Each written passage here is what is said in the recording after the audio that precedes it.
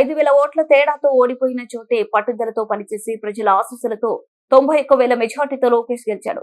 మంగళగిరి నియోజకవర్గాన్ని రాష్ట్రంలోనే ఒక ఆదర్శ నియోజకవర్గంగా ఉంచడానికి లోకేష్ పనిచేస్తున్నాడు. ముఖ్యమంత్రి చంద్రబాబు నాయుడు సీట్లున్నాయి, మంచి సీట్లుంటే ఎలక్షన్లు వచ్చాయి. నేను ఆ రోజు సజెస్ట్ చేశాను, మంగళగిరిలో ఇంతవరకు మనం గెలవలేదు, ఒకేసారి గెలిచాం. ఎందుకంటే పార్టీని నడిపించింది నేనే కాబట్టి 40 సంవత్సరాల సుదీర్ఘ రాజకీయ చరిత్రలో మొట్టమొదటిసారిగా కోటేశ్వరరావు ఎంఎస్ఎస్ కోటేశ్వరరావు అంటే అప్పట్లో గెలిచాం.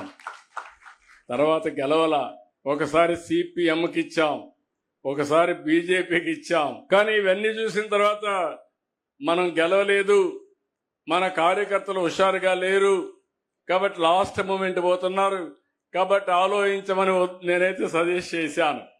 సజెస్ట్ చేస్తే కాదు నేను ఇక్కడే నిలబడతానని నిర్ణయం తీసుకున్నారు. నేను అలో చేశాను. అది అయిన తర్వాత 5,000 ఓట్లతో ఓడిపోయాడు. ఓడిపోయినప్పుడు అన్నాడు, నేను ఎక్కడైతే ఓడిపోయానో అక్కడే అద్వితీయంగా గెలవాలి, మంచి మెజార్టీతో గెలవాలని పట్టుదలతో ముందుకు వచ్చాడు. అది అతని పట్టుదల.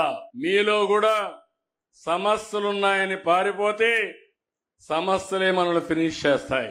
ఏదైనా సరే ఒక్కొక్కసారి కలిసి రాకపోతే కలిసి వచ్చే మార్గాన్ని కసిగా పనిచేయగలిగితే అది సాధ్యం అవుతుంది. అది లోకేష్ ఈ నియోజకవర్గం నిలబెట్టాడని చెప్పి కూడా నేను మీకు తెలియజేస్తున్నా. అక్కడి నుంచి మీరు చూశారు, 5,000 మెజారిటీతో ఓడిపోయిన కాన్స్టిట్యున్సీ 91,000 మెజారిటీతో గెలవడం అనేది ఒక చరిత్ర.